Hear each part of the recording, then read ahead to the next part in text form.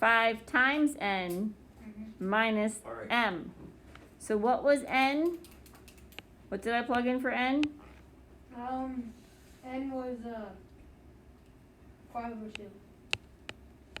What do I plug in for m? 18/5. 18 over 5. Set it What first. should I do first?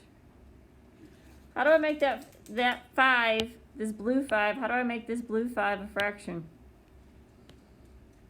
You can put it in the parentheses. What could I put below it? Negative. I mean, Could I put a 1 below it, make it a fraction? yes.